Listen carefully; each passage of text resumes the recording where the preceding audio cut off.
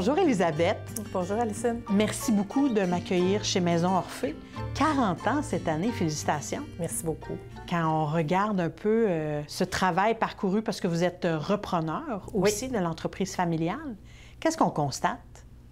On constate qu'il y en a du chemin pareil de parcouru. Des bouteilles qui sortent à la fin de l'année, il y en a quelques-unes et de plus en plus, ça a beaucoup grandi. Oui, parce que ça commence avec des huiles, maintenant on a des condiments, on est rendu à une trentaine de produits avec le temps?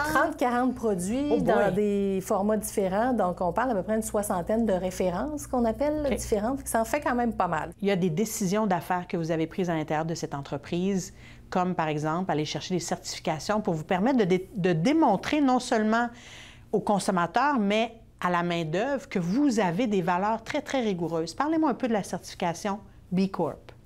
B Corp, c'est une certification internationale qu'on a eue l'année dernière, donc au mois de juillet. On a beaucoup de produits qui sont certifiés biologiques. Donc ça, c'est quelque chose dans B Corp qui est porteur. Tout le côté aussi sociétal, donc de redonner, d'avoir d'excellentes conditions de travail, d'être super inclusif en termes de ce qu'on offre à notre main-d'œuvre aussi. Puis, bien, on est obligé de s'améliorer aussi continuellement. Oui, c'est pas juste c'est là, puis ça bouge plus. Il faut continuer. Donc, on a mis un comité en place, puis on continue à améliorer les choses. Félicitations. Merci. Elisabeth, toi et ta sœur Hélène, vous êtes les dirigeantes de l'entreprise. On l'a mentionné, ça fait 40 ans que la Maison Orphée existe. Il y a le goût qui a évolué aussi en 40 ans. Les gens ont commencé à voyager beaucoup plus. L'huile d'olive, le Conseil agricole international a fait un travail extraordinaire d'expliquer les bienfaits de l'huile d'olive. La diète méditerranéenne, ça a changé beaucoup de choses. L'intérêt des gens pour les produits certifiés biologiques aussi nous a permis de mettre de l'avant toutes les huiles de graines qu'on fait ici. Donc, il y a eu une évolution monstre. On a décidé aussi avec les années de se former à l'international. On est 3 ici à avoir notre diplôme professionnel de dégustateur officiel d'huile d'olive. C'est donc bien excitant, ça! Attends, là! Est-ce que ça veut dire que je pourrais faire une dégustation officielle avec une dégustatrice officielle? On va faire ça, c'est sûr. Oh my God! On y va!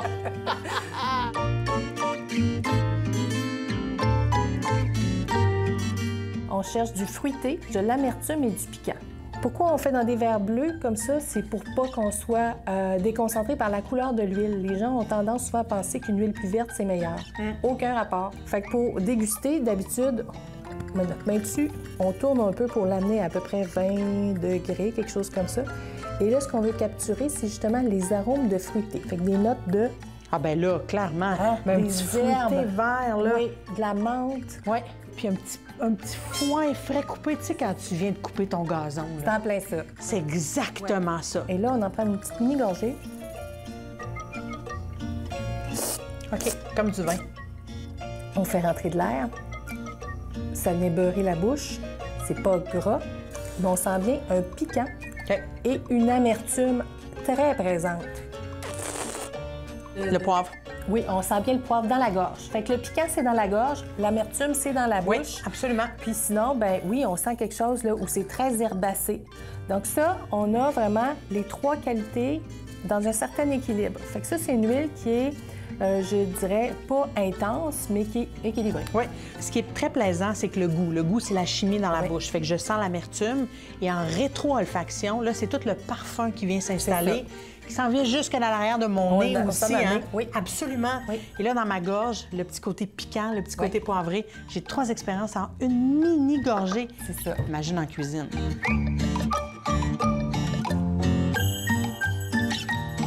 Lorsqu'on porte un regard sur l'avenir de l'entreprise, ça fait 40 ans, il pourrait y en avoir encore 40 autres et plus encore devant. On focus sur quoi? C'est pas facile pour des gens qui aiment manger puis qui aiment aussi la nouveauté, d'essayer de se contenir. On a toujours beaucoup d'idées pour beaucoup de nouveaux produits. Je sais pas de quoi vous parlez. Donc, à quoi ça ressemble Maison Orphée dans 40 ans?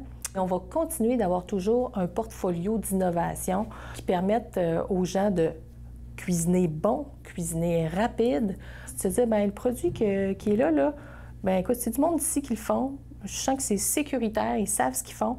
Puis moi, bien, ça m'apporte beaucoup à tous les jours dans mon alimentation. Qu'est-ce que les gourmands à l'écoute peuvent vous souhaiter pour l'avenir? De l'énergie pour continuer. Hey, vous en avez en bouteille de l'énergie.